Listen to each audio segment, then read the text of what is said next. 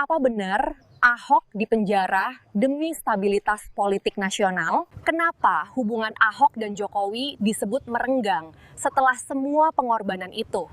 Apa alasan Ahok tetap setia pada Megawati dan PDIP di tengah badai politik? Kembali di Suara Ruai, dan hari ini kita kupas loyalitas politik Ahok, retaknya hubungan dengan Jokowi, dan masa depan demokrasi Indonesia.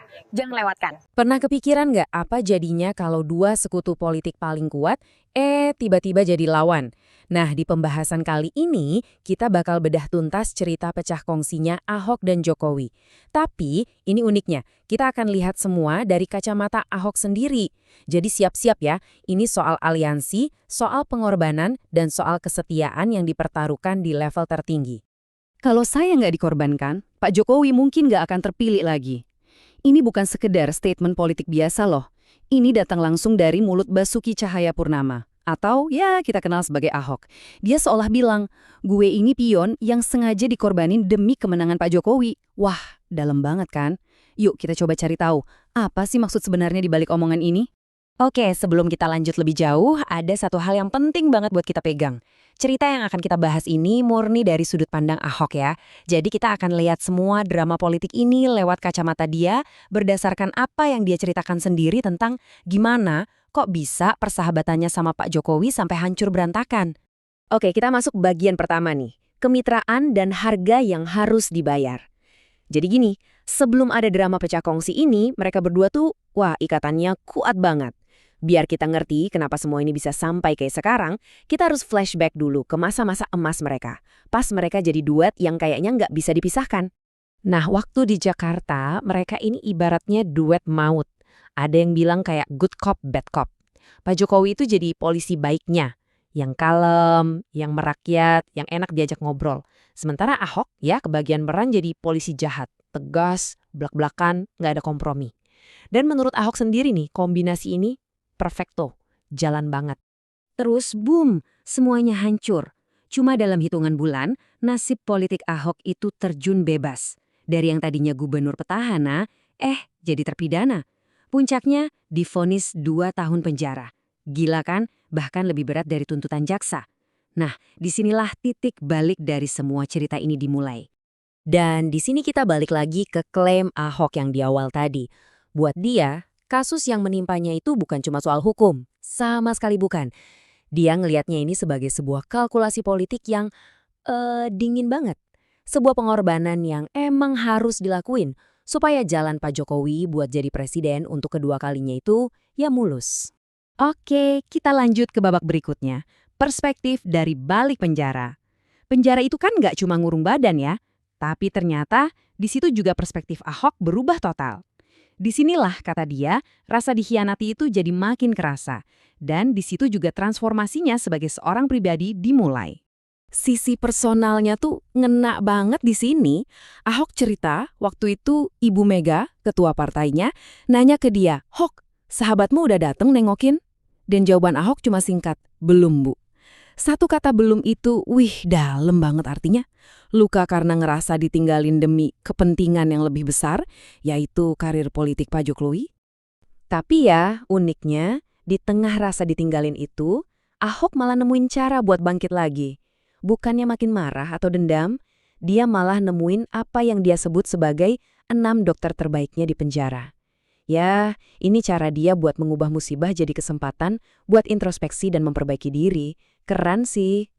Lanjut, bagian ketiga, memilih keluarga. Keluar dari penjara, Ahok bukannya bisa napas lega. Justru sebaliknya, dia langsung dihadapkan sama ujian kesetiaan paling berat. Harus milih antara 2 orang yang jadi pilar utama di karir politiknya. Wah, pusing. Biar nggak salah langkah, Ahok langsung nanya ke Ibu Mega. "Bu, maaf nih, Ibu sama Pak Jokowi ini lagi main sandiwara atau beneran lagi berantem?" Pertanyaannya to the point banget kan? Dan jawaban singkat dari Bu Mega, serius, itu kayak palu gada. Jawaban itulah yang akhirnya menentukan langkah Ahok selanjutnya. Nah, jadi disinilah inti dilemanya yang digambarin Ahok pakai metafora keluarga yang kuat banget.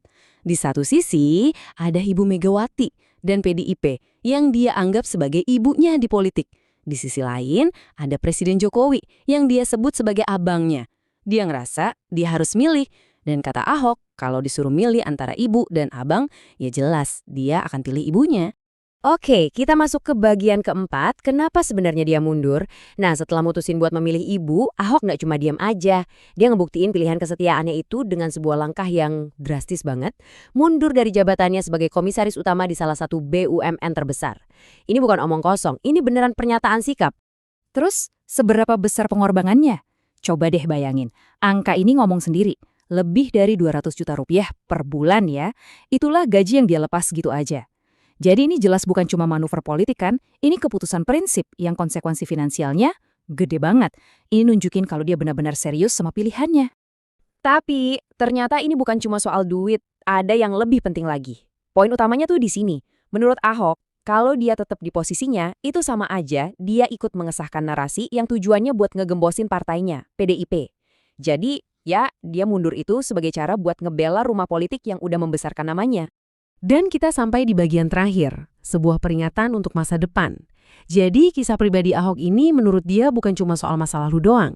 Dia ngelihat semua ini sebagai sebuah sinyal, sebuah alarm, peringatan tentang apa yang mungkin terjadi sama demokrasi kita ke depannya. Inilah yang Ahok sebut sebagai grand design yang dia khawatirkan, semacam strategi jangka panjang gitu. Pertama, menangin pilkada buat nguasain daerah, terus pelan-pelan grogotin basis suara PDIP, abis itu bangun koalisi baru dari partai-partai kecil yang bisa dikontrol satu orang. Dan puncaknya, ini yang paling serem, ada kemungkinan buat mengubah aturan main demokrasi kita, bahkan sampai cara kita milih presiden. Oke, kita udah dengerin cerita versi Ahok kan? Kisah tentang persahabatan yang berubah jadi pengorbanan, tentang kesetiaan yang harus terbelah. Nah, pada akhirnya, pertanyaan yang tersisa itu bukan lagi sekedar siapa yang benar dan siapa yang salah. Tapi yang lebih penting, retaknya hubungan mereka berdua ini sebenarnya jadi sinyal apa sih buat masa depan demokrasi di Indonesia? Coba deh kita renungkan bareng-bareng. Politik bukan hanya soal kekuasaan, tapi tentang loyalitas dan integritas. Menurut kamu, apakah Ahok benar berkorban demi stabilitas negara? Tulis pendapatmu di kolom komentar, like, share, dan subscribe sekarang juga. Karena suara rakyat tidak boleh dibungkam.